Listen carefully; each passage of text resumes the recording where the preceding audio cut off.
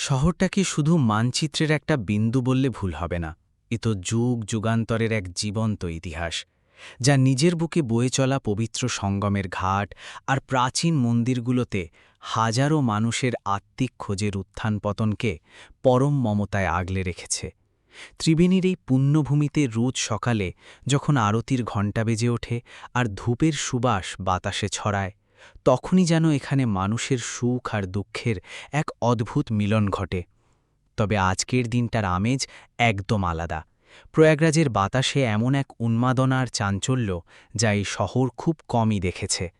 পুরো শহরটাকে লাল আর সোনালি রঙের গাঁদা ফুল দিয়ে এমনভাবে সাজানো হয়েছে যেন কোনো মহোৎসব চলছে। রাস্তার মোড়ে মোড়ে বসানো স্বাগত তোরণগুলো চিৎকার করে বলছে এই শহরেরই এক মেয়ের আকাশ ছোঁয়া সাফল্যের কথা। প্রতিটা গলির মুখে মানুষের থিক থেকে ভিড়। চায়ের দোকানগুলোতে আজ অন্য কোনো গল্প নেই, একটাই আলোচনা। পাড়ার বাচ্চারাও উত্তেজনায় টকবগিয়ে একে অপরকে বলছে যে আজ তাদের ঘরের মেয়ে ফিরছে, যে মেয়ে চরম দারিদ্র্যের সাথে লড়াই করে আজ এমন এক জায়গায় পৌঁছেছে যেখানে পৌঁছানোর ভাগ্য বড় বড় প্রভাবশালী ঘরের ছেলে মেয়েদেরও হয় না। সার্কিট হাউসের মূল ফটকের সামনে এসে যখন লাল বাতি জ্বলতে থাকা সরকারি গাড়িটা ধীরগতিতে থামল, উপস্থিত পুলিশকর্মীরা একযোগে স্যালুট ঠুকল। পুরো দৃশ্যটা যেন কোনো রাজকীয় সিনেমার টান টান উত্তেজনাপূর্ণ দৃশ্যকেও হার মানায়। সাধারণ মানুষ দুচোখ ভরে দেখতে চাইছিল সেই মেয়েটিকে, যে একদিন প্রয়াগরাজের এই ঘিঞ্জি সরু বুলি থেকে নিজের জীবন যুদ্ধ শুরু করেছিল। এমন এক সময় ছিল যখন তাদের ঘরে দুবেলা ঠিকমতো চাল ডালও জুটত না। আর আজ আজ সে এই শহরেরই প্রধান জেলা বিচারক হয়ে পা রেখেছে। চারপাশ থেকে ফুলের বৃষ্টি হচ্ছিল, মানুষের হাতে গোলাপ আর গাঁদা ফুলের মালা, আর বাতাসে ভাসছিল এক পরম তৃপ্তির উল্লাস, যা এই শহর বহু বছর দেখেনি। ক্যামেরার লেন্সগুলো মুড়িয়া হয়ে উঠছিল সেই একটা মুখকে ফ্রেমবন্দি করার জন্য, যা প্রয়াগরাজের মাটি থেকে উঠে আজ সাফল্যের শিখরে। কিন্তু বাইরে যখন এই রাজকীয় কোলাহল আর জয়ধ্বনি, গাড়ির ভেতরের বিলাসবহুল পেছনের সিটে বসে থাকা নতুন প্রধান জেলা বিচারক দিব্যা মিশ্রের বুকের ভেতরটা তখন এক অদ্ভুত অস্থিরতা আর জমাট বাঁধা নীরবতায় ভারী হয়ে উঠছিল। এই কষ্টের কথা সে কাউকে বোঝাতে পারবে না।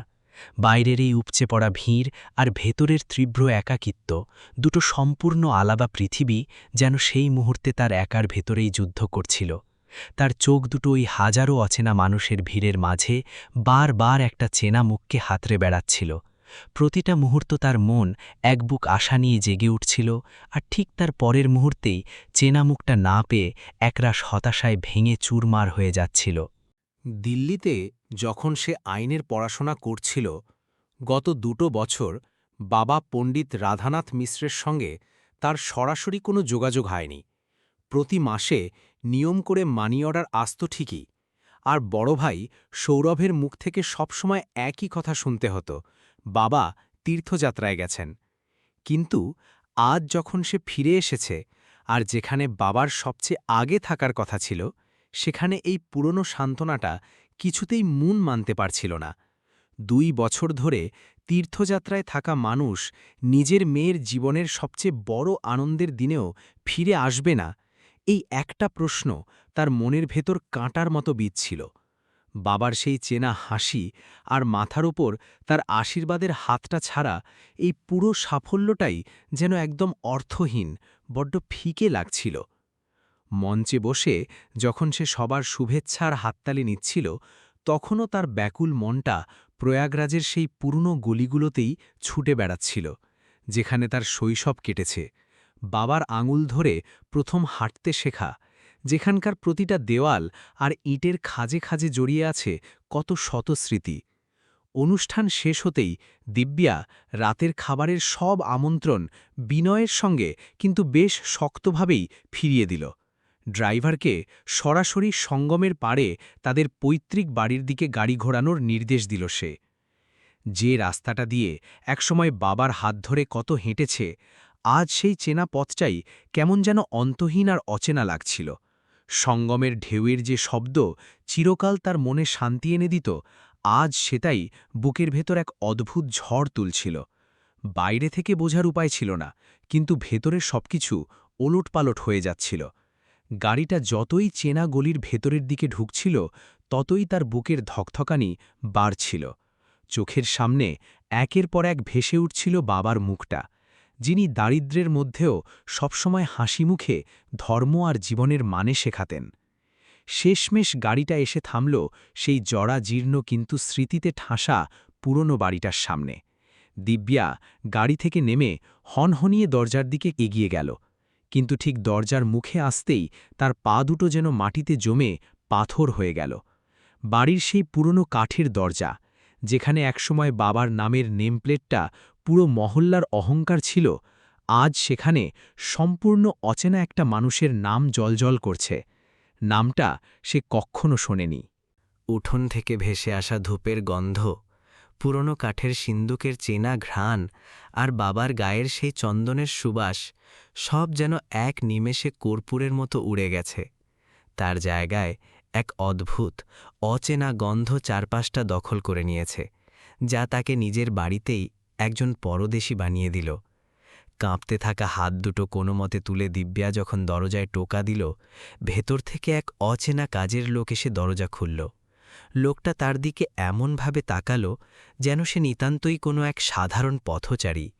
দিব্যা যখন পণ্ডিত রাধানাথ মিশ্রের কথা জানতে চাইল, চাকরের জবাবটা তার বুকের ভেতর একটা ধারালো তলোয়ারের মতো গিয়ে বিঁধল। লোকটা একদম শুকনো, নির্বিকার গলায় বলল, এই বাড়ি তো সৌরভবাবু 2 বছর আগেই মালিকের কাছে বেচে দিয়েছেন। তারপর ওরা কোথায় যেন চলে গেছে, আমরাও তো জানি না। 2 বছর আগে? তার মানে ঠিক যখন থেকে বাবার ওই তীর্থযাত্রার গল্পটা শুরু হয়েছিল। তাহলে কি পুরোটাই ডাহা মিথ্যে ছিল? সৌরভ কি স্রেফ টাকার লোভে বাড়িটা বিক্রি করে বাবাকে তাড়িয়ে দিল? মাথায় একসঙ্গে এক ঝাঁক ভয়ানক প্রশ্ন ভেঙে পড়ল দিব্যার। নিজের অজান্তেই পা দুটো যেন টলে উঠল। সে ওই রাস্তার ওপর দাঁড়িয়েই কাঁপতে কাঁপতে সৌরভকে ফোন লাগাল, কিন্তু ওপার থেকে ভেসে এলো, নম্বরটি আর অস্তিত্বে নেই। একদম দিশেহারা হয়ে দিব্যা প্রতিবেশীদের দরজায় দরজায় গিয়ে ধাক্কা দিতে লাগল। পুরনো চেনা মানুষগুলো খবরের কাগজের ছবি দেখা ওই মস্ত বড় বিচারককে নিজের দুয়ারে দেখে থমকে যাচ্ছিলেন। কিন্তু যেই দিব্যা বাবার খোঁজ জানতে চাইল, অমনি সবার চোখ মুখ বদলে গেল। কেউ চটজলদি দরজা বন্ধ করে দিল, কেউ বলল তারা কিচ্ছু জানে না, কেউ আবার আমতা আমতা করে চোখ এড়াতে লাগল। শেষমেশ এক বৃদ্ধ প্রতিবেশী বুক ভরা কষ্ট আর জল ভরা চোখে আসল সত্যিটা বললেন। সৌরভ নাকি চরম নিষ্ঠুরতার সাথে নিজের জন্মদাতার হাত ধরে বাড়ি থেকে বের করে দিয়েছিল, তারপরেই হাবেলি বিক্রি করে চম্পট দেয়। সেই দিনের পর থেকে পণ্ডিতজিকে আর কেউ এই মহল্লায় দেখেনি। হয়তো কোনো আশ্রমে মাথা গুজেছেন, কিংবা পথে পথে ঘুরছেন। যে মানুষটা একসময় এই পুরো গলির অহংকার ছিলেন, তার এই পরিণতি ভেবে বৃদ্ধের গলাটাও ধরে এলো। কথাটা শোনার পর আইনের ওই মস্ত বড় বিচারকের মনের ভেতরটা এক লমহায় মায়ের কোল থেকে হারিয়ে যাওয়া কোনো বাচ্চার মতো ডুকরে কেঁদে উঠল। নিজের এই এত বড় সাফল্যের ওপর এক তীব্র ঘৃণা এলো তার। ঘৃণা হতে লাগলো ওই লাল বাতি লাগানো রাজকীয় গাড়ির ওপর, ওই সব মেকি শুভেচ্ছা বার্তার ওপর, যা একটু আগেও সে মুখে হাসি এনে নিচ্ছিল। চারপাশে তখন সন্ধ্যা নেমে এসেছে। ঘাটগুলো থেকে ভেসে আসছে আরতির ঘণ্টা আর প্রদীপের আলো। দিব্যা সঙ্গমের ঠিক কিনারায় গিয়ে বসল। ওই পবিত্র জলধারার দিকে তাকিয়ে সে মনে মনে কসম খেল, যে অজানা শক্তি তাকে আজ এই আসনে বসিয়েছে, সেই শক্তির দিব্যি। যতদিন না সে নিজের বাবাকে খুঁজে বের করছে আর এই অন্যায়ের শেষ দেখছে, সে শান্ত হয়ে বসবে না। ভাই সৌরভের প্রতি তার মনের ভেতরের ক্ষোভটা ততক্ষণে এক বিধ্বংসী ক্রোধ আর কঠিন সংকল্পে রূপ নিয়েছে। এক মেয়ে হিসেবে সে হয়তো আজ ভেঙে চুরমার হয়ে গেছে, কিন্তু এক জেলা বিচারক হিসেবে তার আসল লড়াইটা ঠিক এই মুহূর্ত থেকে শুরু হল। রাতের অন্ধকারে সে যখন নিজের সরকারি বাংলোয় ফিরে এলো, তখন সেই চকমকে বাড়িটা তার কাছে একটা সোনার খাঁচার মতো লাগল, যেখানে সব রকম সুখ সুবিধা আছে, কিন্তু মনের শান্তির জন্যে যে জরুরি জিনিসটা দরকার সেটাই উধাও। মখমলের বিছানা আর চাকর বাকরের দল তার বুকের ভেতরের ছটফটানি বিন্দুমাত্র কমাতে পারল না। সে আর দেরি না করে সোজা পুলিশ সুপারকে ফোন করল। শহরের যত বৃদ্ধাশ্রম আর অসহায় মানুষদের আশ্রয়স্থল আছে সব জায়গায় গোপনে বাবার ছবি পাঠানোর কড়া নির্দেশ দিল সে। তবে সাথে এটাও পরিষ্কার জানিয়ে দিল কাজটা যেন এতটাই গোপনে করা হয় যাতে কাকপক্ষীয় টের না পায়। সে কোনোভাবেই চায়নি যে লোকে জানুক এই জেলার প্রধান বিচারকের বাবা নিখোঁজ। এটা শুধু তার ব্যক্তিগত কষ্ট ছিল না, বরং সমাজের সেই পচা ব্যবস্থার গালে একটা চড় ছিল যা বদলে দেবার কসম সে নিজে খেয়েছিল। সারা রাত সে জানালার পাশে দাঁড়িয়ে প্রয়াগরাজের আকাশের দিকে তাকিয়ে কাটাল। ওই একই আকাশের নিচে কোথাও না কোথাও তার বাবা আছেন, কিন্তু ঠিক কোথায় সেটা সে জানে না। তারা ভরা আকাশের দিকে তাকালে বাবার আবছা মুখটা ভেসে উঠছিল, যে মুখটা সবসময় নিজের সব কষ্ট লুকিয়ে হাসত, যে দুটো হাত নিজে কাঁপতে থাকা সত্ত্বেও তাকে পরম মমতায় আগলে রাখত। সে বারবার নিজেকেই কাঠগড়ায় দাঁড় করাচ্ছিল। উচ্চাকাঙ্ক্ষার পেছনে ছুটতে গিয়ে কি সে বাবাকে অবহেলা করেছে? প্রতি মাসে শুধু কিছু টাকা পাঠিয়ে দেওয়াই কি সন্তানের একমাত্র দায়িত্ব? সে কি নিজেও সেই স্বার্থপর ভিড়ের অংশ হয়ে গেল, যারা আপনজনদের শুধু দরকারের সময়ই মনে রাখে আর তারপর ভুলে যায়? এই ধারালো প্রশ্নগুলো তার ভেতরটাকে যেন কুচি কুচি করে কাটছিল। আগামীকাল সকাল থেকে তাকে এজলাসে বসে মানুষের বিচার করতে হবে, কিন্তু আজ রাতে সে নিজেই একজন মস্ত বড় অপরাধী, নিজের সেই অন্ধ বিশ্বাস আর অসাবধানতার অপরাধী, যা তাকে দীর্ঘ 2 বছর একটা ডাহা মিথ্যের ওপর চোখ বন্ধ করে রাখতে বাধ্য করেছিল। শৈশবের দিনগুলোর কথা মনে পড়তেই তার চোখ দুটো বারবার জলে ভিজে উঠছিল। সেই দিনগুলোর কথা যখন ঘরে ঠিকমতো চাল ডাল জুটত না, আর রাধানাথজি নিজে না খেয়ে সন্তানদের মুখে অন্ন তুলে দিতেন। সেই কনকনে শীতের দিনের কথা যখন স্কুলের মাইনে দেবার জন্যে বাবা নিজের একমাত্র গরম কোটটি বিক্রি করে দিয়েছিলেন, আর বাড়ি ফিরে ঠক ঠক করে কাঁপতে কাঁপতে হেসে বলেছিলেন, কোটটা বড্ড পুরনো হয়ে গেছিল রে, তাই একলাই দিয়ে দিলাম। বাবা সবসময় একটা কথাই শিখিয়েছিলেন, শিক্ষাই হল দারিদ্র্যের অন্ধকার থেকে বেরিয়ে আসার একমাত্র রাস্তা। আর সেই শিক্ষার আলোয় স্নান করে দিব্যা আজ উজ্জ্বল হয়ে উঠেছে ঠিকই, কিন্তু যে মানুষটা নিজে প্রদীপের মতো পুড়ে তাকে আলো দিল, সে আজ অন্ধকারের কোথাও হারিয়ে গেছে। রাত তখন বেশ গভীর। বাইরের কুকুরের ঘেউ ঘেউ শব্দটা রাতের নিস্তব্ধতাকে বারবার চিরে দিচ্ছিল। দিব্যা জানত যে আগামীকাল সকালে তাকে শহরের বস্তি আর বাসস্ট্যান্ডের আশেপাশের এলাকাগুলোতে সরকারি পরিদর্শনে যেতে হবে। নতুন বিচারক হিসেবে দায়িত্ব নেওয়ার পর এটা ছিল তার প্রথম আনুষ্ঠানিক পরিদর্শনের একটা রুটিন ওয়ার্ক। সে বিন্দুমাত্র টের পায়নি যে আগামীকালের এই দিনটা তার জীবনের সবচেয়ে ভয়ানক আর অন্ধকার দিন হতে চলেছে। যে বাবাকে সে পুরো শহরে পাগলের মতো খুঁজে বেড়াচ্ছে, কাল তাকে ঠিক কি যন্ত্রণাদায়ক আর করুণ অবস্থায় দেখতে হবে সেটা সে কল্পনার মধ্যেও আনতে পারছিল না। পরদিন সকালে সূর্যের প্রথম আলো ফোটার সাথেই প্রধান জেলা বিচারক দিব্যা মিশ্রের অফিসিয়াল কনভয় তৈরি হয়ে গেল। আজ তাকে শহরের বস্তি আর বাসস্ট্যান্ডের চারপাশটা খতিয়ে দেখতে হবে। পুলিশ আর প্রশাসনের বড় বড় অফিসাররা তার সাথে ছিলেন। সাইরেন বাজানো গাড়ি আর অফিসারদের এই লম্বা বহর তার ক্ষমতা আর পদের দাপট জানান দিচ্ছিল। কিন্তু গাড়ির পেছনে সিটে বসে থাকা দিব্যার মনটা যেন কোনো এক গভীর অন্ধকূপে ডুবে যাচ্ছিল। সে একনাগাড়ে জানালার বাইরে তাকিয়েছিল। রাস্তার ধারে বসে থাকা প্রতিটা বুড়ো মানুষকে সে এমনভাবে খুঁটিয়ে খুঁটিয়ে দেখছিল যেন তাদের মধ্যেই নিজের হারিয়ে যাওয়া বাবাকে খুঁজছে। প্রশাসনের লোকেরা তাকে শহরের চওড়া রাস্তা, সাজানো দোকানপাট আর একদম পরিষ্কার পরিচ্ছন্ন অংশটাই দেখাতে চাইছিল। ওর সবকিছু ঠিকঠাক আর নিখুঁত দেখায়, কিন্তু দিব্যার কড়া নির্দেশ ছিল গাড়ি যেন সোজা সবচেয়ে অগ্রগসর আর অবহেলিত এলাকাগুলোর দিকে নিয়ে যাওয়া হয়। সে সমাজের সেই নগ্ন আর তেতো সত্যিটা নিজের চোখে দেখতে চেয়েছিল, যা সাধারণত সরকারি ফাইল আর বড় বড় ভাষণের নিচে ধাপাচাতা পড়ে থাকে। কনভয়টা ধীরে ধীরে প্রয়াগরাজ বাসস্ট্যান্ডের মেইন গেটের সামনে এসে থামল। এখানকার পরিবেশটা শহরের বাকি অংশের চেয়ে একদম আলাদা আর বুক ভাঙা। বাসস্ট্যান্ডের বাইরে হাজারো যাত্রী, কুলি আর হকারদের উপচে পড়া ভিড়, আর তার মাঝেই ফুটপাতের ধারে শুয়ে বসে আছে এমন কিছু মানুষ যাদের এই দুনিয়ায় কেউ নেই। দিব্যা গাড়ি থেকে নামতেই অফিসাররা তাদের তৈরি করা মিথ্যা রিপোর্ট শোনাতে শুরু করল, কিন্তু সে হাত তুলে সবাইকে চুপ থাকার কড়া ইশারা করে সামনের দিকে এগিয়ে গেল। হঠাৎই তার নজর গেল একটা ছোট্ট শেডের দিকে। ওর বেশ কয়েকজন ভিক্ষুক আর সহায় সম্বলহীন মানুষ ঠান্ডায় কাঁপতে কাঁপতে ছেঁড়াফাটা কম্বলের নিচে গুটিসুটি মেরে বসে আছে। চারপাশের বাতাসে তখন এক অদ্ভুত দুর্গন্ধ আর হতাশার দলা পাকিয়েছিল। যেমনই সে সেই দলটির কাছে পৌঁছল, তার পা দুটো যেন কোনো এক অদৃশ্য শক্তি আঁকড়ে ধরল।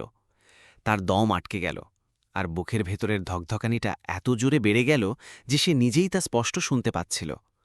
শেডের এক অন্ধকার কোণায় মাটিতে অত্যন্ত বুড়ো আর কঙ্কালসার একজন মানুষ বসেছিলেন, যার গায়ের হাড়গুলো জরাজীর্ণ জামার ওপর থেকেই গুনে নেওয়া যাচ্ছিল। শরীরে একটা নোংরা আর জায়গায় জায়গায় ছেঁড়া পুরনো কুর্তা, যা এই কনকনে শীত আটকানোর জন্য মোটেও যথেষ্ট ছিল না। সেই বৃদ্ধের কাঁপতে থাকা হাতে একটা ভাঙা অ্যালুমিনিয়ামের বাটি, যিনি আসা যাওয়া করা প্রতিটা যাত্রীর দিকে বাড়িয়ে দিয়ে 2-1 পয়সা ভিক্ষে চাইছিলেন। তার চোখ দুটো কোটরের ভেতরে ঢুকে গেছিল, আর সারা মুখে বলিরেখার এক গভীর জাল বিছানো ছিল। দিব্যা মূর্তির মতো সেখানেই জমে গেল। ঠিক তখনই সেই বৃদ্ধ কাশতে কাশতে মাথা তুললেন, কারণ একজন দয়ালু যাত্রী তার ওই ভাঙা বাটিতে একটা কয়েন ফেলে দিয়েছিলেন। যেমনই তিনি কৃতজ্ঞতা জানানোর জন্য তার ঝাপসা চোখ দুটো উপরে তুললেন, দিব্যার পায়ের তলা থেকে যেন প্রয়াগরাজের শক্ত মাটিটা সরে গেল। আকাশ ভেঙে পড়ল তার মাথার উপর। এই মানুষটা অন্য কেউ নন, তার জন্মদাতা, তার পালনকর্তা, তার পুরো পৃথিবী, তার প্রিয় বাবা পণ্ডিত রাধানাথ মিশ্র। যে বাবা তাকে জীবনের প্রতিটা খুশি এনে দিয়েছিলেন, যিনি সবসময় তার সামনে পাহাড়ের মতো দাঁড়িয়ে তাকে আগলে রাখতেন, তিনি আজ এভাবে রাস্তায় নিরুপায় হয়ে ভিক্ষে করছেন। দিব্যা বুঝতে পারছিল না সে কাঁদবে নাকি চিৎকার করবে। তার দেহরক্ষী আর অফিসাররা কিছুই মাথায় ঢোকাতে পারছিল না যে আচমকা ম্যাডামের কি হল। দিব্যের মুখ থেকে শুধু একটা শব্দ বেরোল, বাবুজি। আর সেই একটা শব্দের ভেতর এতটাই হাহাকার ছিল যে চারপাশের সব কোলাহল যেন এক মুহূর্তের জন্য থমকে গেল। সে দৌড়ে গিয়ে সরাসরি তার বাবার পায়ের ওপর আছড়ে পড়ল। প্রোটোকল, নিরাপত্তা, মিডিয়ার ক্যামেরা আর ডজন ডজন অফিসারের ভিড় সবকিছু এক পলকে ধুলো হয়ে গেল। রাধানাথজি নিজের ছানি পড়া ঝাপসা হয়ে যাওয়া চোখ দুটো বারবার পিটপিট করে তাকালেন। তার বিশ্বাস হচ্ছিল না যে সামনে যা দেখছেন সেটা সত্যি, নাকি ক্লান্তি আর খেদের কারণে কোনো ভুল দেখছেন। অপুষ্টি আর বয়সের ভারে তার দৃষ্টিশক্তি এতটাই কমে গেছিল যে চট করে মুখ চেনা দেয়। কিন্তু এইমাত্র যে আওয়াজটা তার কানে এসেছে, যে চেনা কণ্ঠটা বাবুজি বলে ডেকে উঠেছে, তা তিনি দুনিয়ার যে কোনো কোণায়, যে কোনো পরিস্থিতিতে চিনে নিতে পারতেন। এই ডাক তো তার বুকের ভেতর সেই দিন থেকে জমা হয়ে আছে, যেদিন তার ছোট মেয়েটা প্রথমবার আধো আধো মুখে এই শব্দটা উচ্চারণ করেছিল। তিনি নিজের কাঁপতে থাকা আঙুল দিয়ে সেই মুখটা ভালো করে দেখার চেষ্টা করলেন, যে তার পায়ে পড়ে এভাবে কাঁদছিল যেন পৃথিবীর সমস্ত কষ্ট একসাথে উথলে উঠেছে। যেমনই তিনি নিজের মেয়ে দিব্যাকে চিনতে পারলেন, তার মুখে আনন্দের জায়গায় এক ভয়ানক লজ্জা আর অপরাধবোধ ছেয়ে গেল, যা যে কোনো মানুষের বুক চিড়ে দেওয়ার মতো। একজন বাবা, যিনি জীবনভর নিজের সন্তানদের সামনে বুক চিতিয়ে দাঁড়িয়েছিলেন, যিনি কখনো কারোর সামনে নিজের দুর্বলতা দেখাননি, আজ তিনি নিজের সেই মেয়ের সামনে এসে দাঁড়িয়েছেন যাকে তিনি সবচেয়ে উঁচুতে দেখতে চেয়েছিলেন, আর তিনি নিজে আজ এই অবস্থায়। তার পুরো শরীরটা বুড়িভাবে কাঁপতে লাগল, এবং হাত থেকে সেই ভাঙা বাটিটা ফসকে মাটিতে পড়ে গেল। ভিক্ষায় পাওয়া সেই সামান্য কয়েনগুলো বাসস্ট্যান্ডের শক্ত মেঝেতে ছড়িয়ে পড়ল, এবং একটা অদ্ভুত আওয়াজ হল, যা সেখানে উপস্থিত প্রতিটা মানুষের কানে তীরের মতো বিঁধল। তিনি সঙ্গে সঙ্গে নিজের ছেঁড়া আর ময়লা কাপড়গুলো গোছাতে লাগলেন, যেন নিজেকে লুকিয়ে নিতে পারলে হয়তো দিব্যা তার এই দশা দেখতে পাবে না। তিনি পিছিয়ে যাওয়ার চেষ্টা করছিলেন, নিজের মেয়ের থেকে দূরে সরে যাওয়ার চেষ্টা করছিলেন, যেন তিনি এই উঁচু পদে বসা নিজের সন্তানকে নিজের ময়লা আর খসখসে হাত দিয়ে ছুঁয়ে নোংরা করতে চাচ্ছিলেন না। একজন বাবার এই দ্বিধাবোধ, নিজেরই সন্তানের থেকেই দূরত্ব, এটা দেখে দিব্যার বুক ফেটে গেল, এবং সে এগিয়ে গিয়ে নিজের বাবাকে এতটাই শক্ত করে জড়িয়ে ধরল যেন তার ভয় হচ্ছিল যে যদি সে একটুও আলগা দেয় তাহলে তিনি আবার কোথাও হারিয়ে যাবেন। রাধানাথজির ছেঁড়া কুর্তা থেকে আসা দুর্গন্ধ, তার শরীরে লেগে থাকা নোংরা, তার হাড়ের সেই কঙ্কালসার ভাব যা জড়িয়ে ধরার সময় বিঁধছিল, দিব্যার এতে কোনো কিছুতেই কিছু এসে যাচ্ছিল না। সে কেবল তাকে অনুভব করতে চাচ্ছিল। বাসস্ট্যান্ডে উপস্থিত প্রতিটা মানুষের শ্বাস সেই দৃশ্য দেখে আটকে গিয়েছিল। নিরাপত্তা কর্মী, পুলিশ অফিসার, স্ট্যান্ড মাস্টার আর সেখানে উপস্থিত শত শত সাধারণ যাত্রী সবাই পাথরের মূর্তি হয়ে গিয়েছিলেন। যে অফিসাররা কিছুক্ষণ আগে সেই ভিক্ষুকটিকে ওখান থেকে তাড়িয়ে দেওয়ার প্ল্যান করছিলেন, তাদের মাথা এখন লজ্জা আর ভয়ে নিচু ঝুঁকে গিয়েছিল। দিব্যা তার খসখসে গালে চুমু খেল, তার কপালে নিজের মাথা রাখল আর ফুপিয়ে ফুপিয়ে বলতে লাগল, আমাকে ক্ষমা করে দিন বাবুজি, আমি কতটা অন্ধ হয়ে গিয়েছিলাম। আপনি আমাকে এই জায়গায় পৌঁছনোর জন্য নিজেকে এই নরকে ঠেলে দিলেন, আর আমি খবর পর্যন্ত পেলাম না। রাধানাথজি নিজের কাঁপতে থাকা আঙুল দিয়ে মেয়ের চোখের জল মুছে দিলেন, এবং তার মুখে সেই পুরনো গর্ব আর ভালোবাসাই ফুটে উঠল, যা একজন বাবার নিজের সফল সন্তানকে দেখে হয়ে থাকে, যেন তার নিজের কষ্ট তার কাছে কোনো মূল্যই রাখত না। দিব্যা ওখানেই, বাসস্ট্যান্ডের সেই ভিড়ের মাঝে, নিজের সমস্ত অফিসারদের সামনে মনে মনে প্রতিজ্ঞা করল যে সে এই অন্যায়ের প্রতিশোধ অবশ্যই নেবে, আর যে ভাই তার বাবাকে এই অবস্থায় পৌঁছে দিয়েছে তাকে কোনো মূল্যেই ক্ষমা করবে না। সে অবিলম্বে নিজের নিরাপত্তা কর্মীদের আদেশ দিল গাড়ি খোলার জন্য। সে নিজের বাবাকে ধরে তুলল এবং নিজের হাতে তাকে সেই ভিআইপি গাড়ির পেছনের সিটে অত্যন্ত সম্মানের সাথে বসাল। সেই গাড়িটি, যা কিছুক্ষণ আগে পর্যন্ত ক্ষমতা আর প্রতিপত্তির প্রতীক ছিল, আজ সঠিক অর্থে ন্যায়ের রথে পরিণত হল। রাস্তা জুড়ে দিব্যা নিজের বাবার হাত শক্ত করে ধরে রইল, যেন তার ভয় করছিল যে কোথাও তিনি আবার হারিয়ে না যান। সার্কিট হাউসে পৌঁছনো মাত্রই সে নিজের স্টাফদের গরম জল, পরিষ্কার জামাকাপড় এবং ডাক্তারের ব্যবস্থা করার কড়া আদেশ দিল। যখন ডাক্তার রাধানাথজির শরীর পরীক্ষা করল, তখন তার চোখেও জল এসে গেল। অপুষ্টি এবং ভয়াবহ শীতের কারণে শরীর ভেঙে পড়েছিল। পায়ে পড়া ফোসকাগুলো এই কথার সাক্ষ্য দিচ্ছিল যে তিনি কত রাত ধরে রাস্তার ধুলোবালি ঘেটেছিলেন। হাতের আঙুলগুলো জায়গায় জায়গায় ফেটে গিয়েছিল এবং পিঠে কোনো পুরনো পড়ে যাওয়ার দাগ ছিল, যা দেখে দিব্যা ভেতর থেকে কেঁপে উঠল। দিব্যা নিজের হাতে বাবাকে গরম জলে স্নান করালো এবং পরিষ্কার সুতির জামা কাপড় পরাল। রাতের খাবারের সময় সে নিজের হাতে বাবাকে খাইয়ে দিল, আর অনেক বছর পর রাধানাথজি ভরপেট গরম খাবার পেলেন। তিনি প্রতিটি গ্রাস খাওয়ার সময় নিজের মেয়েকে গর্ব এবং আনন্দের সাথে দেখছিলেন। খাওয়ার পর যখন তিনি বিছানায় শুলেন, তখন ঘরে একটি ছোট্ট নাইট ল্যাম্প জ্বলছিল। সেই মৃদু আলোয় বাবার মুখের বলিরেখাগুলো আরও গভীর মনে হচ্ছিল, যেন প্রতিটি বলিরেখা কোনো গল্পকে নিজের ভেতরে লুকিয়ে নিয়ে বসে আছে, যেন প্রতিটি দাগ কোনো কষ্টের উপাখ্যান। দিব্যা তার পায়ের কাছে বসে পড়ল এবং ধীরে ধীরে তার ক্লান্ত পা টিপে দিতে লাগল। ঘরের নীরবতা ভেঙে সে ভারী গলায় প্রশ্ন করল, আখির এই সব কিছু কিভাবে এবং কেন হল?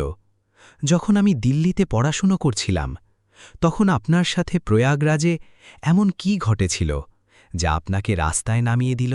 রাধানাথজি প্রথমে তো কিছুই বলতে ইতস্তত করছিলেন।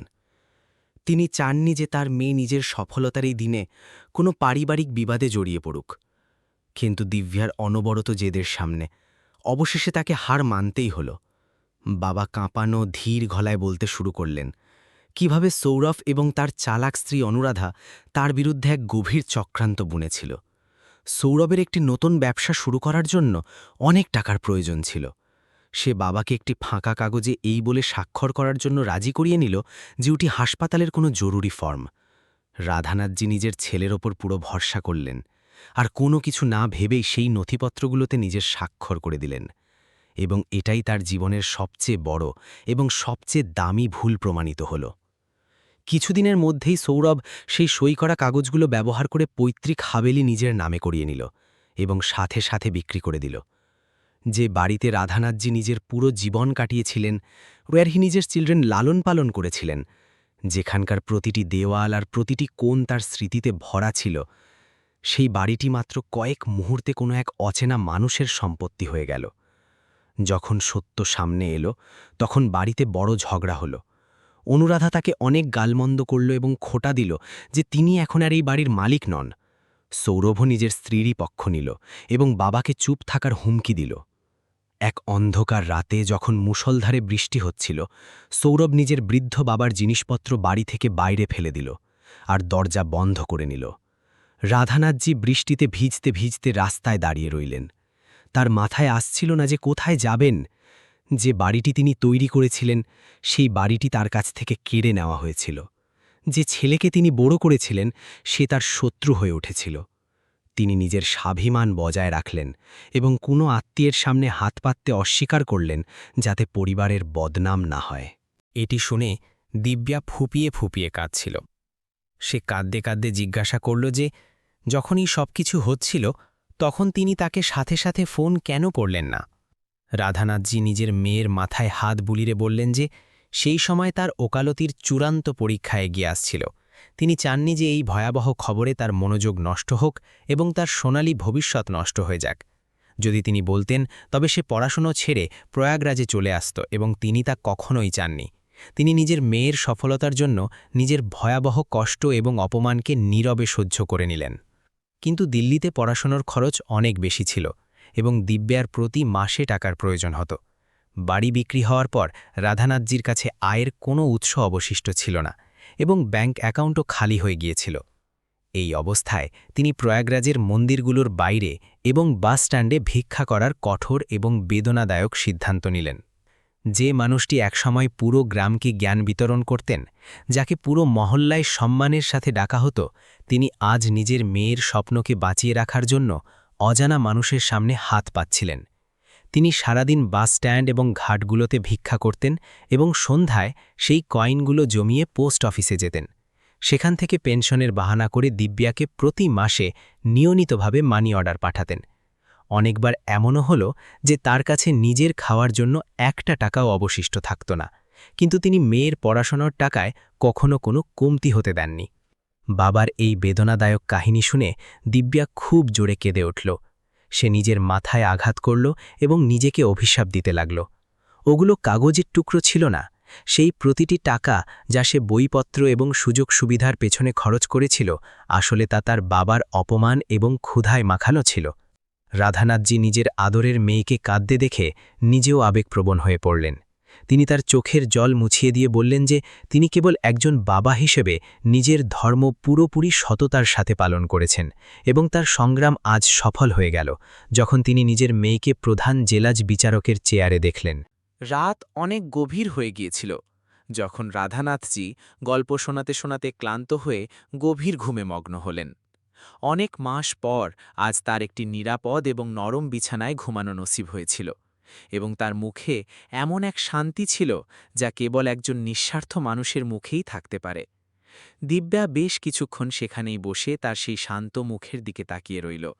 সে তার কম্বলটি ঠিক করে দিল এবং তার কপালে চুমু খেয়ে ঘর থেকে বাইরে চলে এলো।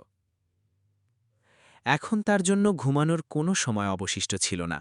সে সরাসরি নিজের স্টাডি রুমে গেল এবং টেবিলে রাখা সেই আইনি ফাইলগুলো খুলতে লাগল।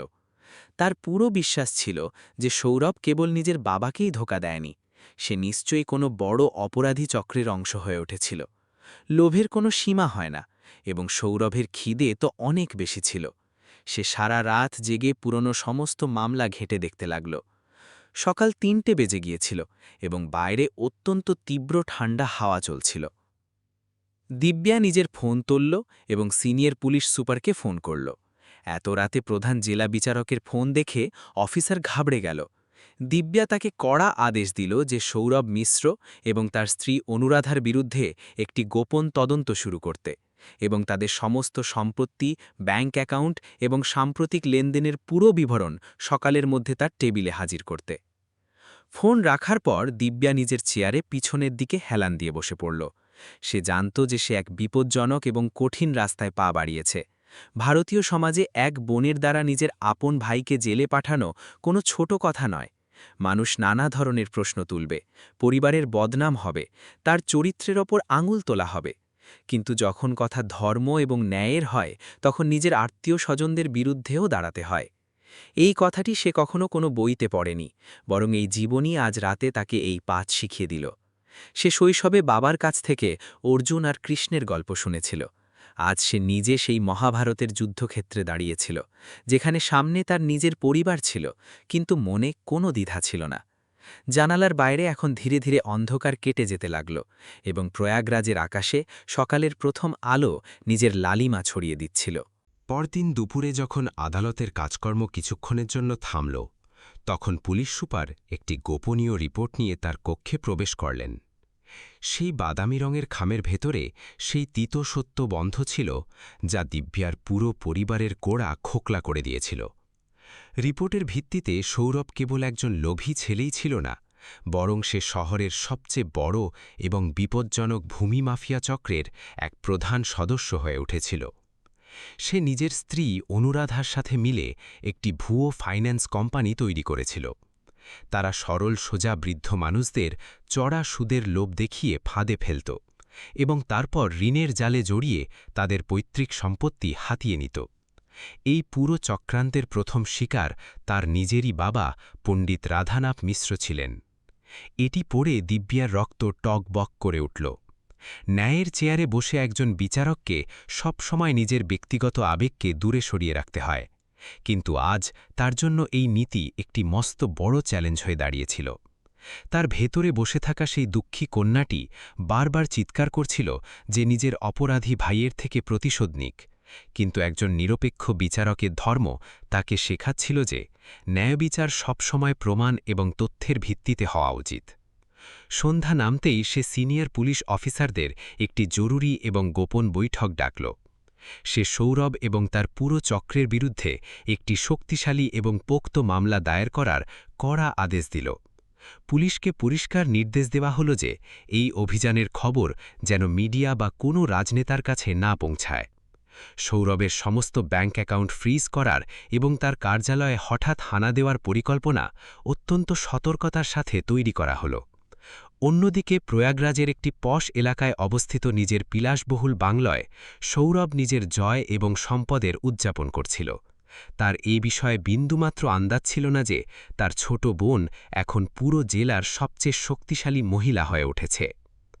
মধ্যরাত্রে শহরের নীরবতা চিরে পুলিশের বেশ কয়েকটি গাড়ি সাইরেন না বাজিয়েই সৌরভের সেই বিলাসবহুল বাংলোর বাইরে এসে থামল। পুলিশকর্মীরা অত্যন্ত দ্রুততার সাথে পুরো বাড়িটি চারদিক থেকে ঘিরে ফেলল। যখন প্রধান দরজায় জোরে ধাক্কা দেওয়া হল, তখন সৌরভ মদ্যপান অবস্থায় দুলতে দুলতে বাইরে এসে দরজা খুলল। সামনে পুলিশের বিশাল বাহিনী দেখে তার সমস্ত নেশা এক মুহূর্তে উধাও হয়ে গেল। অনুরাধাও ঘাবড়ে গিয়ে বাইরে এলো এবং পুলিশের ওপর নিজের ভুয়ো দাপট দেখাতে লাগল, কিন্তু কেউ ভয় পাচ্ছিল না। পুলিশ দল পুরো বাড়িটি খুঁটিয়ে তল্লাশি করতে শুরু করল।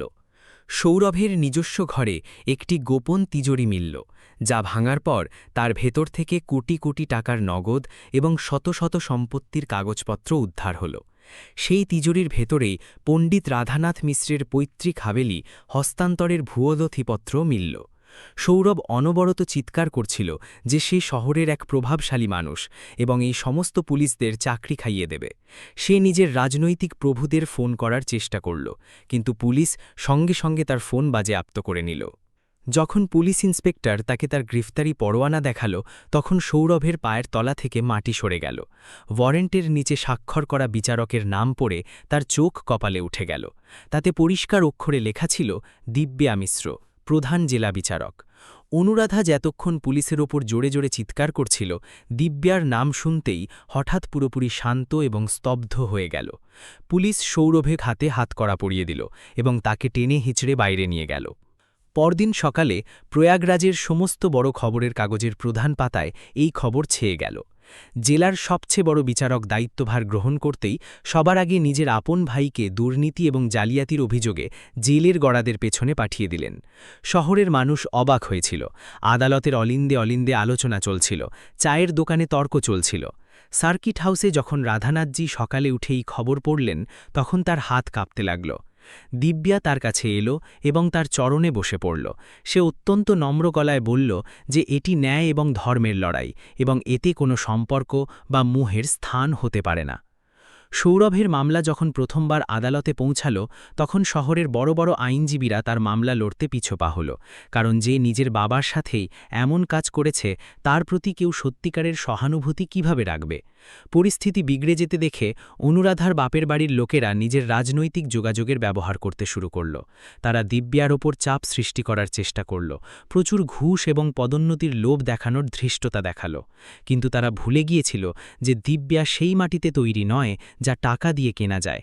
দিব্যা সেই দুর্নীতিগ্রস্ত নেতা এবং অনুরাধার অহংকারী পরিবারের লোকদের নিজের সরকারি কক্ষ থেকে চরমভাবে অপমানিত করে বের করে দিল এবং কড়া হুঁশিয়ারি দিল যে এরপর থেকে যদি ন্যায়ের প্রক্রিয়ায় কোনো বাধা দেওয়া হয় তবে তাদের সবাইকেও আদালতের অবমাননার দায়ে জেলের হাওয়া খাওয়াবে।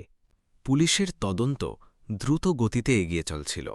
সৌরভের তিজোরি থেকে উদ্ধার হওয়া নথিপত্রগুলোর ফরেন্সিক তদন্তে এটি পুরোপুরি পরিষ্কার হয়ে গেল যে হাভেলির কাগজপত্রে রাধানাথজির স্বাক্ষর ধোঁকা দিয়ে নেওয়া হয়েছিল এবং বাকি সমস্ত সাক্ষীর স্বাক্ষর জাল ছিল।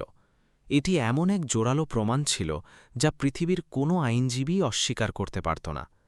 কিছুদিনের মধ্যেই পুলিশ সৌরভ এবং তার পুরো চক্রের বিরুদ্ধে আদালতে একটি বিস্তারিত এবং শক্তিশালী চার্জশিট পেশ করল। জালিয়াতি, প্রতারণা, প্রবীণ নাগরিকদের ওপর অত্যাচার এবং বেআইনিভাবে সম্পত্তি হাতিয়ে নেওয়ার গুরুতর অভিযোগ। পুরো শহরের নজর এখন এই ঐতিহাসিক মামলার ওপর আটকে ছিল এবং প্রত্যেকেই এটি দেখতে চেয়েছিল যে এক বোন সত্যিই কি নিজের আপন ভাইকে শাস্তি শোনাতে পারবে। দিব্যা বাইরে থেকে পাথরের মতো কঠোর দেখাত, কিন্তু রাতের একাকিত্বে সে যখন একা থাকত তখন তার চোখ থেকে অশ্রুর ধারা বয়ে যেত। সে প্রায়শই সেই ন্যায়ের দেবীর মূর্তির সামনে দাঁড়িয়ে নিজের মনের উলঝন কাটানোর প্রার্থনা করত। কিন্তু সার্কিট হাউসে এখন রাধানাথজির স্বাস্থ্যে ধীরে ধীরে উন্নতি হচ্ছিল। ভালো খাবার, ওষুধপত্র এবং সবার উপরে নিজের আদরের মেয়ের অগাধ ভালোবাসা তার ভেতরে বেঁচে থাকার এক নতুন আশা জাগিয়ে তুলেছিল। তিনি প্রায়শই দিব্যাকে নিজের কাছে বসিয়ে রামায়ণ এবং মহাভারতের প্রসঙ্গ শোনাতেন এবং বোঝাতেন যে যখন ভগবান রামকেই ন্যায়ের জন্য নিজের প্রিয়জনদের ত্যাগ করতে হয়েছিল তখন সে তো এক সাধারণ মানুষ। বাবার এই বাণী দিব্যাকে বারবার শান্ত করল এবং আগামীকাল হতে চলা সেই ঐতিহাসিক শুনানির জন্য তার মনকে আরও শক্তিশালী করে তুলল। প্রয়াগরাজের সার্কিট হাউসে সেদিন সকালে এক অদ্ভুত উত্তেজনাপূর্ণ পরিবেশ ছিল, যা বাতাসে মিশে আছে বলে মনে হচ্ছিল। আকাশে কালো মেঘ এমনভাবে ছেয়েছিল যেন প্রকৃতি নিজে আজকের দিনের গুরুত্ব বুঝতে পারছে এবং নিজের ভারী নীরবতা দিয়ে তা প্রকাশ করছিল।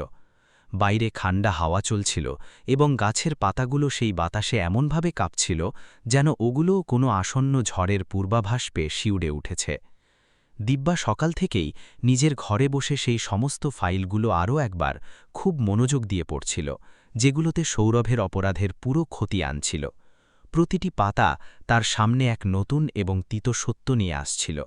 প্রতিটি সাক্ষ্য তার মনকে এক নতুন উপায়ে আঘাত করছিল এবং প্রতিটি প্রমাণ তাকে এটি মনে করিয়ে দিচ্ছিল যে আজকের দিনটি তার জীবনের সবচেয়ে কঠিন এবং সবচেয়ে গুরুত্বপূর্ণ দিন। হঠাৎ প্রধান ফটকে বেশ কয়েকটি দামি গাড়ি এসে থামল। নিরাপত্তা কর্মীরা প্রথমে তো তাদের আটকাতে চেয়েছিল, কিন্তু সেই গাড়িগুলো থেকে নামা মানুষজন নিজেদের পুরনো পরিচয় এবং প্রতিপত্তির ব্যবহার করে এত চাতুর্যের সাথে রাস্তা বের করল যে তারা সরাসরি দিব্যার নিজস্ব কক্ষ পর্যন্ত পৌঁছাতে সফল হয়ে গেল। তাদের মধ্যে অনুরাধার বাপের বাড়ির লোক ছিল, শহরের কিছু প্রভাবশালী আত্মীয় ছিল এবং এমন কিছু মানুষও ছিল যাদের মুখে ভুয়ো দুঃখ এবং চোখে কৃত্রিম অশ্রু এত দক্ষতার সাথে সাজানো ছিল যেন কোনো নাটকের মহড়া চলছে। ঘরে ঢুকেই অনুরাধা সবার আগে একটি নাটকীয় দৃশ্য তৈরি করার চেষ্টা করল। সে দৌড়ে গিয়ে সরাসরি দিব্যার পায়ে পড়ে গেল এবং জোরে জোরে কাঁদতে কাঁদতে স্বামী সৌরভের মুক্তির ভিক্ষা চাইতে লাগল। তার পেছনে দাঁড়িয়ে তার বাবা এবং ভাইয়েরাও হাতজোড় করল এবং পারিবারিক মর্যাদার দোহাই দিতে শুরু করল। তাদের যুক্তি ছিল যে রক্তের সম্পর্ক পৃথিবীতে সবচেয়ে বড় হয় এবং এক বোন নিজের আপন ভাইকে জেলে কিভাবে ফেলে রাখতে পারে। তারা বলছিল যে এটি পুরো পরিবারের চরম বদনাম। সমাজে মানুষ নানা ধরনের কথা বলবে এবং যে ঘরের কথা ঘরে মিটিয়ে নেওয়া যায় তাকে আদালতের চার দেওয়ালের মধ্যে নিয়ে যাওয়া বুদ্ধিমতা নয়। অনুরাধার বাবা চতুরতার সাথে কথা এগিয়ে নিয়ে প্রস্তাব রাখল যে তারা হাভেলির পুরো দাম এবং লুটে নেওয়া টাকার সুদ সহ ফেরত দিয়ে দেবে। শুধু এইটুকুই চেয়েছিল যে দিব্যা যেন আদালতে সৌরভের বিরুদ্ধে কিছু না বলে এবং নিজের পদের ব্যবহার করে তাকে হেফাজত থেকে বাইরে বের করে নেয়। তিনি এতদূর পর্যন্ত বলে দিলেন যে যদি সৌরভের জেল হয় তবে মানুষ বলবে যে এক অহংকারী বোন ক্ষমতার অহংকারে নিজেরই ঘর বরবাদ করে দিল। এটি শুনে দিব্যার মাথা এক মুহূর্তের জন্য স্তব্ধ হয়ে গেল এবং তার ভেতরে এক ভয়াবহ মানসিক দ্বন্দ্ব শুরু হয়ে গেল যা তাকে ভেতর থেকে নাড়িয়ে দিচ্ছিল। ভারতীয় সমাজে পরিবার এবং সম্পর্ককে সব সময় ওপরে রাখা হয় এবং তাকেও শৈশব থেকে এই সংস্কারই দেওয়া হয়েছিল। এক মুহূর্তের জন্য তার মনে খেয়াল এলো যে হয়তো তার নিজের ভাইকে শুধরে যাওয়ার একটা সুযোগ দেওয়া উচিত। কিন্তু তখনই তার চোখের সামনে সেই বাস স্ট্যান্ডের সেই নোংরা ফুটপাথের সেই ভয়াবহ দৃশ্য ভেসে উঠল, যেখানে তার বৃদ্ধ বাবা একটি ভাঙা বাটি হাতে ভিক্ষা করতে বাধ্য হয়ে বসেছিলেন, যেখানে তার হাড় দেখা যাচ্ছিল, যেখানে তার পায়ে ফোসকা ছিল, যেখানে একজন সম্মানিত মানুষকে অপরিচিতদের সামনে হাত পাততে বাধ্য করা হয়েছিল। ঘরের শান্ত কোণে পণ্ডিত রাধানাথজি নিজের চেয়ারে একেবারে চুপচাপ বসে এই পুরো দৃশ্য দেখছিলেন। তার মুখে না সৌরভের জন্য কোনো রাগ ছিল আর না অনুরাধার পরিবারের লোকদের জন্য কোনো ঘৃণা। তিনি একজন প্রকৃত যোগীর মতো পুরোপুরি শান্ত এবং স্থির দেখা যাচ্ছিলেন, যেন এই সমস্ত তোলপাড়ের সাথে তার কোনো সম্পর্কই ছিল না। যখন অনুরাধার বাবা তার কাছে আর্জি জানালেন যে তিনি যেন নিজের মেয়েকে বোঝান এবং ছেলের জীবন বাঁচিয়ে নেন, তখন রাধানাথজি এক গভীর শ্বাস নিলেন এবং ধীরে ধীরে নিজের জায়গা থেকে উঠলেন।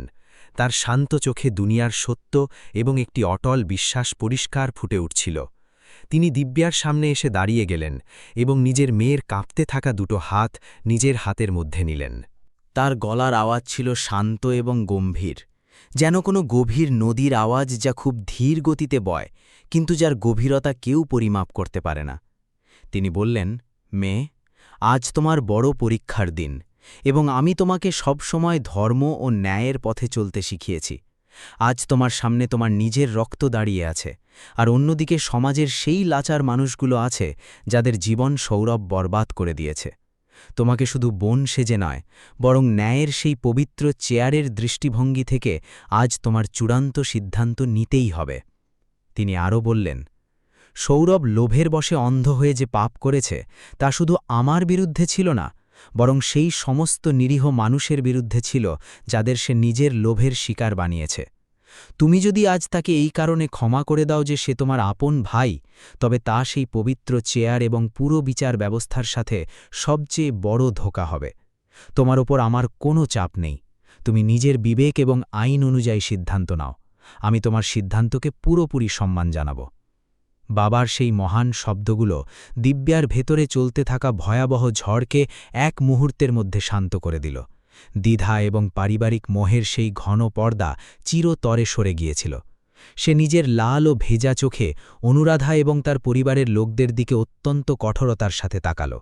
এখন তাদের সামনে কোনো অসহায় বোন দাঁড়িয়েছিল না, বরং প্রয়াগরাজ জেলার প্রধান জেলা বিচারক দাঁড়িয়েছিলেন, যার একমাত্র লক্ষ্য ছিল সমাজ থেকে এই পাপকে চিরতরে মুছে ফেলা। দিব্যা অত্যন্ত ঠান্ডা এবং কঠোর গলায় বলল, আপনারা বোধহয় ভুলে গিয়েছেন যে আপনারা এই মুহূর্তে কার সামনে দাঁড়িয়ে ঘুষের লোভ দেখাচ্ছেন। ন্যায় এবং ধর্মকে বাজারে বিক্রি হওয়া কোনো জিনিসের মতো সামান্য কিছু টাকা বা হাভেলির দাম দিয়ে কেনা যায় না। সৌরভ শুধু একজন বাবাকে বাড়ি থেকে বের করে দেয়নি, বরং সে নিজের লোভের কারণে বহু নিরীহ জীবনকে ধ্বংস করে দিয়েছে। সে অনুরাধার বাবার দিকে আঙুল উঁচিয়ে পরিষ্কার সতর্কবার্তা দিল যে তারা যদি অবিলম্বে এখান থেকে চলে না যায় তবে তা সে তাদের সবাইকে সরকারি কাজে বাধা দেওয়ার অপরাধে গ্রেপ্তার করিয়ে দেবে। এটি শুনে অনুরাধা এবং তার পরিবারের লোকদের মুখের রং উড়ে গেল এবং তারা ভয়ের চোটে চুপচাপ ঘর থেকে বাইরে চলে গেল। ঘর খালি হবার পর দিব্যার মজবুত কাঁধ আরও একবার হঠাৎ নুয়ে পড়ল। যে কঠোর মুখোশটি সে পড়েছিল, একাকিত্ব পেতেই তা ভেঙে গেল।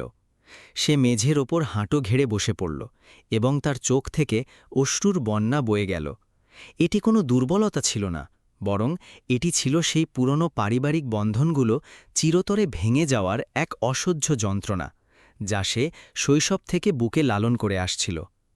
বাবা এগিয়ে এসে তার মাথায় নিজের হাত রাখলেন এবং তাকে একজন যোদ্ধার মতো উঠে দাঁড়ানোর শক্তি দিলেন। পরের দিন সকালে প্রয়াগরাজের আকাশ একেবারে পরিষ্কার ছিল এবং সূর্যের তীব্র আলো পুরো শহরে এমনভাবে ছড়িয়ে পড়েছিল যেন প্রকৃতি নিজে আজকের দিনটিকে এক বিশেষ আলোয় স্নান করাতে চাচ্ছিল। আজ আদালতে হতে চলা এই শুনানি কোনো সাধারণ শুনানি ছিল না। পুরো শহর এবং রাজ্যের মিডিয়ার নজর এই ঐতিহাসিক মামলার ওপর টিকেছিল।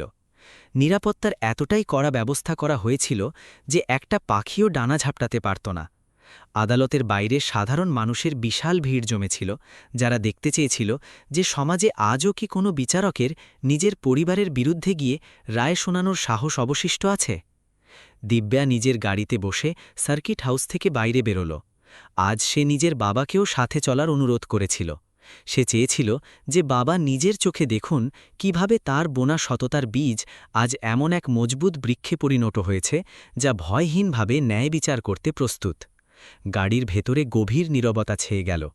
বাবা মেয়ে দুজনের মধ্যে কোনো কথা হচ্ছিল না, কিন্তু যে কথাগুলো তাদের দুজনের হৃদয়ে ছিল তা যে কোনো শব্দের চেয়েও বড় ছিল। প্রয়াগরাজের গলি এবং সঙ্গমের ঘাটগুলোর ওপর দিয়ে যাবার সময় দিব্যার মনে হচ্ছিল যেন এই শহরের প্রতিটি পাথর, প্রতিটি দেওয়াল, প্রতিটি ঘাট তাকে দেখছে এবং তাকে নিজের আশীর্বাদ দিচ্ছে। আদালত চত্বরে পৌঁছনো মাত্রই মিডিয়ার ক্যামেরা এবং সাংবাদিকদের ভিড় তার গাড়িকে ঘিরে ধরল। প্রত্যেকেই প্রধান জেলা বিচারকের কাছ থেকে এই বিষয়ে বক্তব্য নিতে চাইছিল, কিন্তু পুলিশ কড়াকড়িভাবে রাস্তা পরিষ্কার করাল। দিব্যার মুখ একদম ভাবলেশীন এবং শান্ত ছিল। সে কালো রঙের নিজের বিচারকের পোশাকটি পরেছিল এবং বাবার হাত ধরে অত্যন্ত দৃঢ়তা এবং আত্মবিশ্বাসের সাথে আদালতের সিঁড়ি বেয়ে উঠছিল, যেন সে ইতিহাসের পাতায় এক নতুন এবং সোনালী অধ্যায় লিখতে চলেছে। যেমনই দিব্যা আদালতের কক্ষে নিজের পা রাখল, সেখানে উপস্থিত প্রতিটি ব্যক্তি সম্মানে চুপচাপ দাঁড়িয়ে গেল। কক্ষে এক গভীর নীরবতা ছিল এবং কেবল পাখার হালকা আওয়াজ প্রতিধ্বনিত হচ্ছিল। সামনের কাঠের কাঠগড়ায় সৌরভ দাঁড়িয়েছিল। তার মুখে এখন আর সেই পুরনো অহংকার একেবারেই ছিল না, বরং তার জায়গায় এক গভীর ভয় এবং ভারী অনুশোচনা দেখা যাচ্ছিল। সে একবার নিজের বোনের দিকে এবং তারপর সামনে বসা বাবার দিকে আশাবাদী চোখে তাকাল, কিন্তু দুজনের চোখেই সে নিজের জন্য কোনো দয়া বা ক্ষমা দেখতে পেল না। তার মনে হলো যেন সে দুটি আয়নার সামনে দাঁড়িয়ে আছে, যেগুলো তাকে তার আসল চেহারা দেখাচ্ছে, এবং সে নিজের সেই চেহারার সাথে চোখ মেলাতে পারছিল না। সরকারি আইনজীবী জোরালোভাবে সওয়াল শুরু করলেন এবং একের পর এক এমন নিরেট প্রমাণ আদালতের সামনে পেশ করলেন যা সৌরভের অপরাধ পুরোপুরি প্রমাণ করে দিল। পুলিশের রিপোর্ট, ব্যাংকের গোপন লেনদেনের বিবরণ এবং ডজন ডজন পীড়িত প্রবীণ মানুষের বেদনাদায়ক জবানবন্দি আদালতে পড়ে শোনানো হলো। একজন বৃদ্ধা মহিলার জবানবন্দি ছিল, যার জমি সৌরভ এভাবেই ধোঁকা দিয়ে হাতিয়ে নিয়েছিল। তিনি কাঁপানো গলায় জানালেন কিভাবে তার পুরো পরিবার রাস্তায় চলে এলো, কিভাবে তার সন্তানেরা ক্ষুধার্ত রইল এবং কিভাবে তিনি প্রয়াগরাজের আদালতের চক্কর কাটতে কাটতে নিজের চোখের দৃষ্টি হারিয়ে ফেললেন। একজন বৃদ্ধ কৃষক জানালেন যে তার পূর্বপুরুষদের জমি সৌরভের কাগজপত্রে কখন তার নিজের হয়ে গেল তিনি জানতেই পারলেন না, আর যখন জানতে পারলেন তখন এতটাই দেরি হয়ে গিয়েছিল যে তিনি কিছুই করতে পারতেন না। প্রতিটি জবানবন্দির সাথে কাঠগড়ায় দাঁড়িয়ে থাকার শক্তি সৌরভের কমে যাচ্ছিল। সৌরভে আইনজীবীর কাছে বলার মতো কোনো জোরালো যুক্তি অবশিষ্ট ছিল না। এটি কাঁচের মতো পরিষ্কার হয়ে গিয়েছিল যে সৌরভ একটি সুনিয়ন্ত্রিত এবং বিপজ্জনক চক্রান্তের অধীনে অসহায় মানুষের মূল্যবান সম্পত্তি লুটেছিল। সবচেয়ে আবেগঘন মুহূর্তটি ছিল সেটি যখন পণ্ডিত রাধানাথজিকে সাক্ষ্য দেওয়ার জন্য কাঠগড়ায় ডাকা হলো।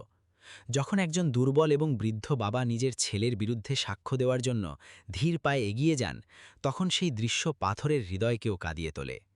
আদালতে উপস্থিত সমস্ত আইনজীবী, কর্মচারী এবং দর্শক সবাই একদম স্থির হয়ে গেলেন এবং তাদের চোখ ওই বৃদ্ধ মানুষের ওপর আটকে গেল, যিনি লাঠির ভরসায় কাঠগড়া পর্যন্ত পৌঁছলেন। রাধানাথজি কাঠগড়ায় দাঁড়িয়ে শান্ত গলায় আদালতকে পুরো সত্য জানালেন। কিভাবে তার ছেলে লোভের বশে এসে ধোঁকা দিয়ে স্বাক্ষর করিয়েছিল, কিভাবে তার বাড়ি তার কাছ থেকে কেড়ে নেওয়া হয়েছিল, কিভাবে সেই অন্ধকার এবং বৃষ্টির রাতে তাকে বাড়ি থেকে বাইরে তাড়িয়ে দেওয়া হয়েছিল। তিনি জানালেন যে তিনি রাস্তায় দাঁড়িয়েছিলেন, বৃষ্টিতে ভিজছিলেন এবং তার যাওয়ার কোনো জায়গা ছিল না। কিন্তু তিনি নিজের মেয়ের পড়াশোনা থামতে দেননি, কারণ তার কাছে দিব্যার ভবিষ্যৎ নিজের যে কোনো কষ্টের থেকেও বড় ছিল।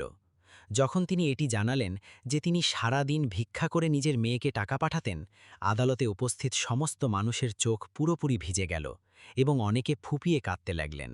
বাবার সত্য শব্দগুলো শুনে সৌরভ ভেঙে পড়ল এবং কাঠকড়াতেই হাঁটু গেড়ে বসে পড়ল।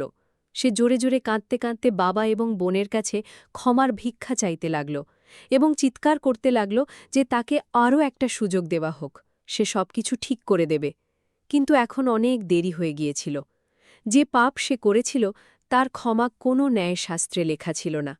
দিব্যা নিজের চেয়ারে বসে গভীর নীরবতার সাথে নিজের ভাইকে কাঁদতে দেখছিল। এক মুহূর্তের জন্য তার হৃদয়ের এক কোণ ব্যথায় ভরে উঠল, কিন্তু তখনই সে সেই দুর্বলতাকে কড়াভাবে চেপে দিল। তার মনে ছিল যে কিছুদিন আগে তার বাবা রাস্তায় অসহায়ভাবে কাঁদছিলেন এবং তখন সৌরভের বিন্দুমাত্রও দয়া হয়নি। ন্যায়ের দেবীর চোখে বাধাপট্টি অন্ধত্ব নয়, তা এই কথার প্রতীক যে ন্যায়বিচার করার সময় কোনো সম্পর্ক, মোহ বা পক্ষপাতিত্ব বাধা হয়ে দাঁড়ানো উচিত নয়। দুই পক্ষের তীব্র বিতর্ক শেষ হয়ে গিয়েছিল এবং আদালত কক্ষে এক ভারী নীরবতা ছড়িয়ে পড়েছিল। প্রত্যেকেই নিজের শ্বাস রোধ করে বিচারকের চূড়ান্ত রায়ের অধীর আগ্রহে অপেক্ষা করছিল। দিব্যা নিজের চশমা খুলল এবং সামনে রাখা সমস্ত আইনি ফাইল বন্ধ করে একপাশে রেখে দিল। সে এক গভীর শ্বাস নিল এবং গ্লাস থেকে এক ঢোক জল খেল। দিব্যার মুখ এখন পুরোপুরি শান্ত ছিল এবং তার চোখে কোনো ধরনের আবেগের নাম নিশানা ছিল না। সে নিজের কলম তুলল এবং সেই ঐতিহাসিক রায়ের শেষ পাতায় নিজের দৃঢ় স্বাক্ষর করতে শুরু করল। আদালতের সেই বিশাল এবং শান্ত কক্ষে কেবল সেই কলম চলার আওয়াজ প্রতিধ্বনিত হচ্ছিল, যা সৌরভের কানে মৃত্যুর পরোয়ানার মতো বিঁধছিল। স্বাক্ষর করার পর দিব্যা নিজের মাথা তুলল এবং মাইকটি নিজের কাছে টেনে নিল। তার গলার আওয়াজে এমন এক তীক্ষ্ণতা এবং শক্তি ছিল যা সেখানে উপস্থিত প্রতিটি মানুষের গায়ের লোম খাড়া করে দিল।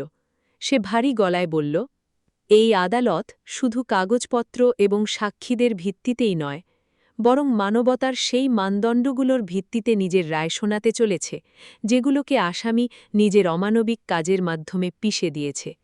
একজন বাবা নিজের পুরো জীবন নিজের সন্তানদের সোনালী ভবিষ্যৎ গড়ে তুলতে লাগিয়ে দেন। তিনি নিজে না খেয়ে শুতে পারেন, কিন্তু নিজের সন্তানদের সবসময় ভরপেট খাওয়ান। আর এমন দেবতুল্য বাবার সাথে যে নিষ্ঠুরতা এবং ধোঁকা এই আসামি সৌরভ মিশ্র করেছে, তা কোনো দৃষ্টিভঙ্গি থেকেই ক্ষমার যোগ্য নয়। সমাজে যদি এমন জঘন্য অপরাধের শাস্তি না হয়, তবে আমাদের সমস্ত মানবিক সম্পর্ক এবং মূল্যবোধ চিরতরে ধ্বংস হয়ে যাবে।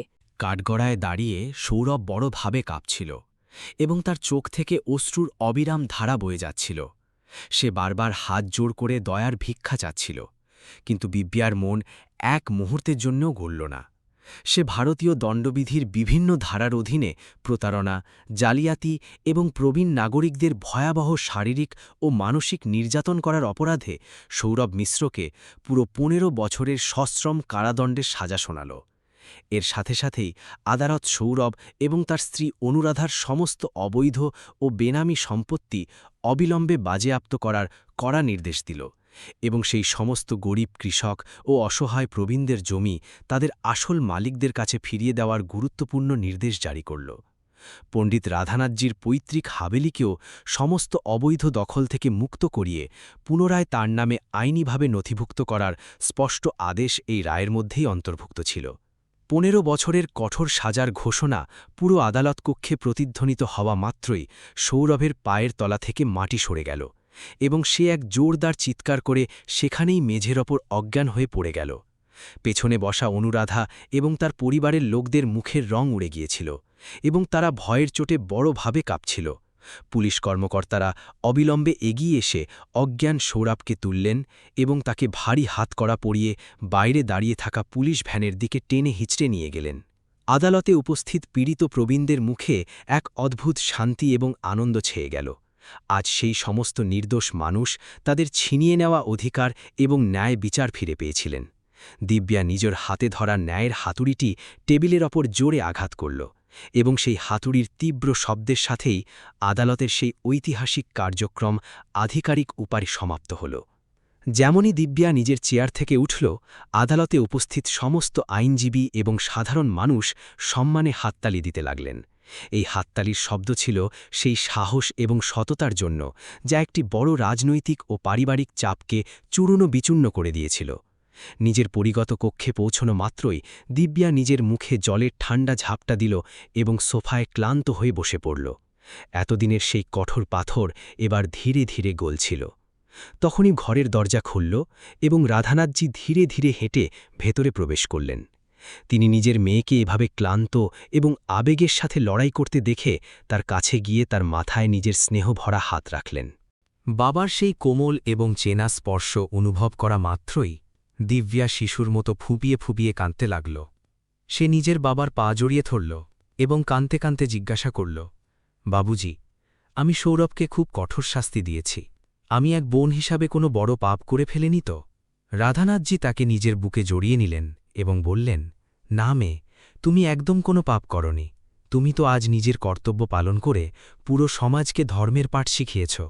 যখন অর্জুনকে নিজেরই আত্মীয় স্বজনদের বিরুদ্ধে অস্ত্র তুলতে হয়েছিল, তখন সেও এভাবেই ঘাবড়ে গিয়েছিল। কিন্তু যেখানে ধর্ম এবং ন্যায়ের কথা আসে, সেখানে কোনো পার্থিব মোহ এবং মমতার স্থান হয় না। সেই রাতে জেলের ঠান্ডা এবং অন্ধকার কুঠুরিতে সৌরভকে কয়েদিদের মোটা ও খসখসে পোশাক পরতে বাধ্য করা হল। রাতের অন্ধকারে যখন সে ঠান্ডা মেঝের উপর শুল, তখন তার নিজের বাবার দুঃখী মুখ এবং তার ভয়াবহ অসহায়তা পরিষ্কার মনে পড়তে লাগল। সে পুরো রাত ফকিয়ে ফুপিয়ে কাঁদতে লাগল, কিন্তু এখন সেই 4 মজবুত দেয়ালের বাইরে তার বেদনাদায়ক চিৎকার শোনার মতো কেউ ছিল না। অনুরাধাও নিজের বিলাসবহুল বাড়ি ছেড়ে বাপের বাড়ি যেতে বাধ্য হয়েছিল। পুলিশ তার সমস্ত সম্পত্তি সিল করে দিয়েছিল এবং তার অহংকারী আত্মীয়রা বদনামের ভয়ে তার থেকে দূরত্ব তৈরি করে নিয়েছিল। যে মহিলা একসময় নিজের সম্পদের অহংকারে অন্যদের অপমান করত, আজ সে সমাজে মুখ দেখানোর যোগ্য রইল না। আদালতের সেই ঐতিহাসিক রায় আসার পর কয়েক সপ্তাহ কেটে গিয়েছিল এবং প্রয়াগরাজ শহরের আবহাওয়ায় এক নতুন শান্তি এবং ন্যায়ের সুবাস মিশে গিয়েছিল।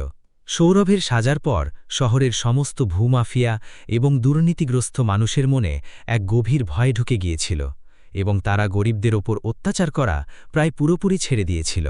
আরও অনেক প্রবীণ মানুষ তাদের ছিনিয়ে নেওয়া অধিকার ফিরে পেয়েছিলেন এবং তারা সবাই দিব্যাকে এক সাক্ষাৎ দেবী মনে করে নিজেদের আশীর্বাদ দিতেন। দিব্যা নিজের বাবা পণ্ডিত রাধানাথ মিশ্রকে নিজের সরকারি কোয়ার্টারে পূর্ণ সম্মান এবং ভালোবাসার সাথে চিরতরে নিজের কাছে রেখে দিয়েছিল। রাধানাথজির স্বাস্থ্যে এখন পুরোপুরি উন্নতি এসে গিয়েছিল এবং তার মুখের সেই পুরনো ঔজ্জ্বল্য ও তেজ ফিরে এসেছিল। তাদের পৈতৃক হাবেলিও ফেরত পাওয়া গিয়েছিল, যদিও তিনি সেখানে একা থাকতে অস্বীকার করলেন এবং বললেন যে এখন তার আসল পৃথিবী এবং তার সবচেয়ে বড় তীর্থ তার এই সাহসী মেয়ের চরণের কাছেই। রাধানাথজি এখন নিজের বেশিরভাগ সময় আশেপাশের গরিব এবং অসহায় শিশুদের বিনামূল্যে শিক্ষা দেবার কাজে লাগাতে শুরু করেছিলেন। তিনি সরকারি কোয়ার্টারের মস্ত বড় উঠোনে একটি ছোট পাঠশালা খুলে নিয়েছিলেন, যেখানে তিনি সেই নিষ্পাপ শিশুদের জীবনের পাঠ শেখাতেন। এক সন্ধ্যায় যখন বৃষ্টি হচ্ছিল, রাধানাথজি জানালার পাশে বসেছিলেন এবং দিব্যা তার জন্য গরম চা নিয়ে এলো। রাধানাথজি নিজের মেয়ের দিকে তাকিয়ে বললেন, মানুষের শরীর তো নশ্বর, কিন্তু তার দ্বারা করা ভালো কাজগুলোই চিরকাল এই পৃথিবীতে বেঁচে থাকে। তুমি ন্যায় এবং সাহসের যে ঐতিহ্য শুরু করেছ, তা আগামী বহু প্রজন্মের জন্য এক মজবুত দৃষ্টান্ত হয়ে সবসময় অমর থাকবে। রাধানাথজি এটি শুনে বাবা এবং মেয়ে দুজনের চোখেই আনন্দের অশ্রু চকচক করে উঠল। সঙ্গমের ঢেউ বরাবরের মতোই শান্ত এবং মধুর ধ্বনি তুলে বয়ে চলছিল। প্রয়াগরাজের সেই মহান এবং প্রাচীন শহরের ইতিহাসে এক কন্যা এবং এক পিতার এই অদ্ভুত কাহিনী চিরকালের জন্য নথিভুক্ত হয়ে গেল। এটি এই কথার সবচেয়ে বড় প্রমাণ ছিল যে যখন ন্যায় এবং ধর্মের প্রকৃত মিলন হয়, তখন পাপীর অবসান আর সত্যের জয় সবসময় সুনিশ্চিত হয়।